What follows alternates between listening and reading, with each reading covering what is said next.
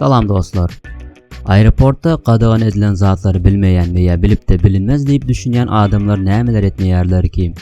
Bugünkü videomuzda size adam garnında 1 kilogram neşe seriştesi nähili görünendigini ve bir yolcunun canı kuşu jalwyrnyň içinde gizlin saklamagy nädip başarandygyny görkezjekdirin. Geňdir. Emma aeroport barlyklarynda tapılan hayran galdyrjy zatlar diňe bular bilen çäklenmeýär. Gelin bileje göreliň.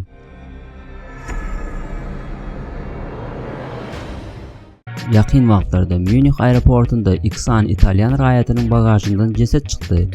Yine de ceset geçirmeginiň gadagyndygyny bilmediklerini aýtdylar. Sao Paulo'dan Brüksel'e giden bir samolyoda minmäsi inanışan 20 ýaşyndaky Irlandaly bir raýat garnyndaky 72 paket 1 kilogramy ýakyn neşe seriştesi bilen tutuldy. Ady bilinmeýän bu ýetkinjek Braziliya polisiýasy tarapyndan tutuldy. Bu maşgala çağasynyň vizasy bolmadygy sebäpli onu bagaja salyp geçirmäge inanışdylar. Emma barlyk wagtynda howpsuzlyk işgärleri bagajdaky çağany gördüler. Bu er aýalyň eden düşünüksiz hereketler üçin nähili jogap berendikleri bilinmeýär.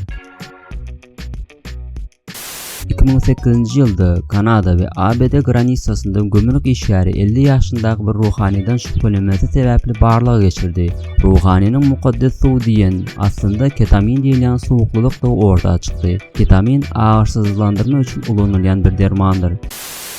Avustraliya gümrüğünde bir adamın bagajından aýratyn bir gapda 2 ýumurtga, vitamin we käbir tohumlar tapdylar. Ýene-de adamyň jalwyrynyň içinden 2 sany jany kuş çykdy.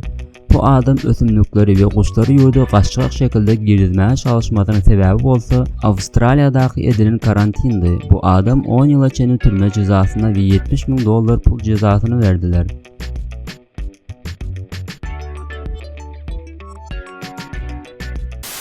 Moskwanyň halkara Sheremetyevo aeroportunda Fabio Richard Rodriguez adly Kolumbiyaly ruhanynyň aeroportda birden de saglygy erbetleşdi.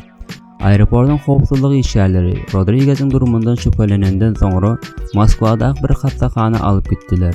Edilen barlyklardan soňra Rodriguez'in garnynda we bagyrtaklaryndan 18 paket, toplam 800 gram neşe seriştesi çykdy. Bu like atýan pikirje gören bolsaň, sen hem videony beğenmeyi ve kanaly goşulmagy unutma.